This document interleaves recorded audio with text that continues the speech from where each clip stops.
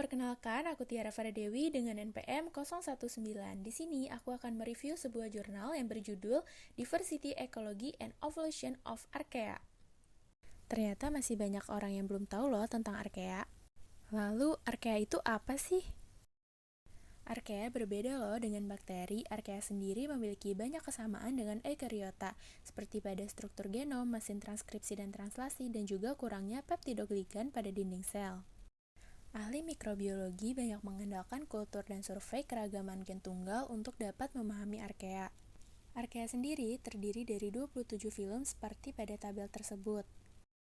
Sekarang kita bahas yuk tentang sejarah Archaea. Isolat Archaea pertama kali diterbitkan pada tahun 1958 yang berasal dari ordo Methanobacteria yang didapatkan dari usus sapi. Pada awalnya, gen rRNA Archaea masuk ke dalam dua filum primer, yaitu Eryarchaeota dan juga Crenarchaeota. Namun, akibat pengambilan sampel yang lebih luas mengungkap cabang filum lain, yaitu Thermophilic Chorarchaeota. Hingga saat ini, Eukaryota sangat beragam, memiliki peran bervariasi terutama dalam siklus biogekimia, dan dikenal sebagai metanogen. Seiring dengan perkembangan teknologi memungkinkan dikonstruksi genom dari alam, dan terdapat 3 superfilum, yaitu Asgard, DPANN, dan TACK. Pada subfilum pertama yaitu Asgard terdapat 5 filum. Di antaranya, Asgard Archaea merupakan asal mula adanya sel eukariotik. Archaea merupakan inang dari interaksi simbiosis dengan Proteobacterium yang kemudian menjadi mitokondria dan menghasilkan awal dari sel eukariotik.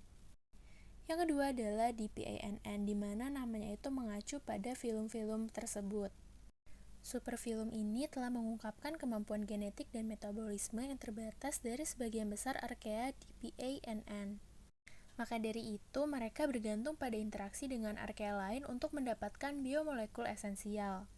Meskipun metabolik di PANN ini terbatas, tapi beberapa di antaranya memiliki kapasitas genom untuk memanfaatkan senyawa organik, seperti karbon dan lipid melalui beberapa jalur. Dan yang terakhir adalah TACK, di mana namanya itu mengacu pada 4 film tersebut. Yuk kita bahas film-filmnya. Yang pertama adalah Thaumarchaeota. Nah, film ini mampu mendapatkan amonia dari urea dan juga sianat. Ia juga memiliki peran yang penting dalam perubahan iklim karena aktivitas mereka terkait dengan produksi N2O atau efek rumah kaca. Lalu, film ini juga dapat mensintesis metilfosfonat yang merupakan substrat potensial untuk produksi metana aerobik di laut. Yang kedua adalah Crenarchaeota.